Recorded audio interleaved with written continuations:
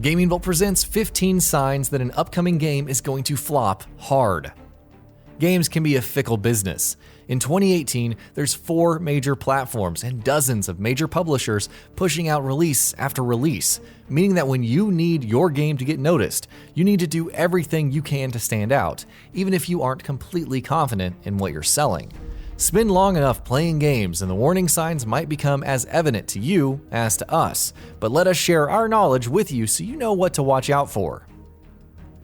Late embargo. There can be many reasons for a game to end up disappointing, but one of the best clues comes when a publisher implements an embargo for the day of launch, or sometimes even later. Exceptions such as Doom 2016 notwithstanding, it's usually indicative that there's something to hide. No review copies. Occasionally, review copies won't be sent out or offered at all. While the reasons for lack of review copies could have to do with a lot of factors, when taken in tandem with lukewarm previews, odds are that a publisher is keeping their cards close to their chest, so there's no chance that bad press gets out before they can get some pre-orders in. Bad reaction to announcement. It's not always that a publisher thinks they have a stinker on their hands that they're trying to sneak onto unsuspecting shelves. Sometimes the fan base for a series can be what decides that a game will flop long before it ever hits shelves, or critics for a variety of reasons. From strange facial animations to the catastrophically bad timing that sunk Metroid Prime Federation Force. Little pre-release coverage. When a game is announced, and then you hear next to nothing for about 6 months leading into launch, well, that's a pretty clear sign that the public is being shown some very carefully crafted vertical slices, and something as simple as testing where the boundaries of an experience are would completely break it. If they're not showing gameplay, it doesn't count. Low-key announcement. Not every game that's announced can see the grand E3 stage for the reveal, but there are many fairly major games that barely see a press release handed around or a single tweet announcing them. This makes sense for something super niche where the audience is already tuned in, but there's the more frequent reason that we see a game announced with a squeak instead of being shouted from the mountaintops. They really don't want the publicity. Not clear about content. Some games promise the world, some promise the oceans, some promise endless worlds. Not that we're directly calling out Sea of Thieves or No Man's Sky, but when you can't be direct, concise, and informative about what exactly the player is going to be doing with the simple act of playing your game, well, that just speaks volumes, doesn't it? Pre-release footage not showing gameplay. Between showing nothing and showing very slim vertical slices of a game, another popular tactic of the destined to flop games is showing pre-rendered trailers. These trailers might be okay for an initial reveal, but the simple fact that they don't show any actual gameplay can quickly turn alarming if they never graduate to showing something more substantial. Multiple delays.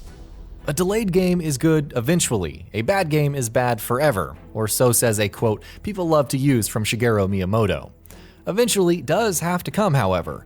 There's many times when a game just has to be pushed out the door, regardless of how complete it is, just because some earlier decision made something too expensive to fix, where the publisher just can't keep sinking money in without seeing some kind of return. In the age of patches, a bad game might become good eventually, but that reputation will never quite wash off. Franchise fatigue. Very frequently, a series that gets popular will just push on for far too long, and in the rush to stay relevant and launch year after year, regardless of how much, or maybe exactly because of how much, the game is shown off, it doesn't really matter what they bring to the table. The same old thing just gets tiring. Just ask Ubisoft, who probably know better than anyone after needing a year off to completely revamp Assassin's Creed. New direction for series.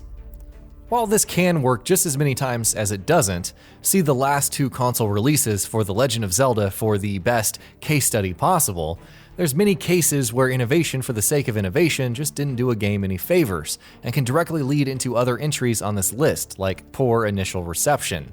Fixing what isn't broken gives us Crash of the Titans and Skylanders featuring some dragon who used to be a big deal.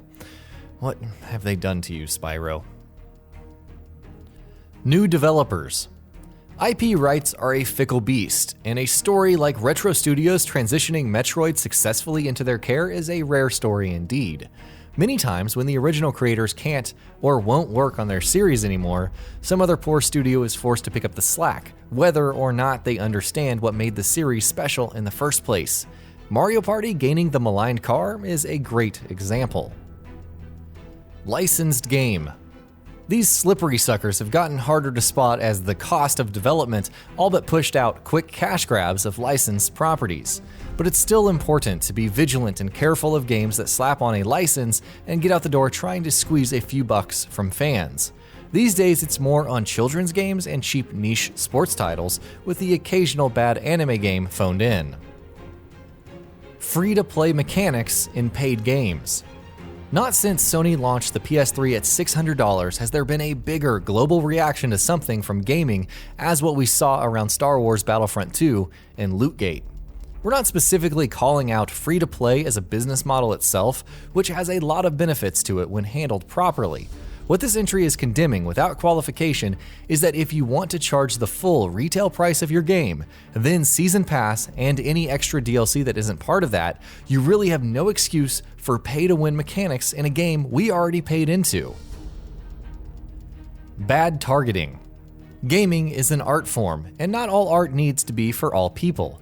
But with a commercial product like a video game, it sure is nice to see those huge visions reach an audience. There's many titles out there, you may have heard of them referred to as cult classics, or games that try a lot of really weird and different things, such as Earthbound, or games that narrow too far down to a percentage of a niche, such as Football Manager, never really find that mainstream success the fans would say that they deserve, at least not until far later, if then. Forced gimmicks. Sorry Nintendo fans, but Star Fox Zero was a bad game. In fact, Nintendo is one of the worst offenders of the forced gimmick. From the darkest days of the Wii, which brought out the worst in motion controls, to short-guided tech demos masquerading as games that frequently get sold for VR headsets like The Inpatient, when a game is designed around a gimmick more than a mechanic is naturally integrated into a game, the fans can easily tell. And that about does it for this video. If you enjoyed what you watched and want to see more from GamingBolt, you can always hit that subscribe button and turn on the bell icon next to it.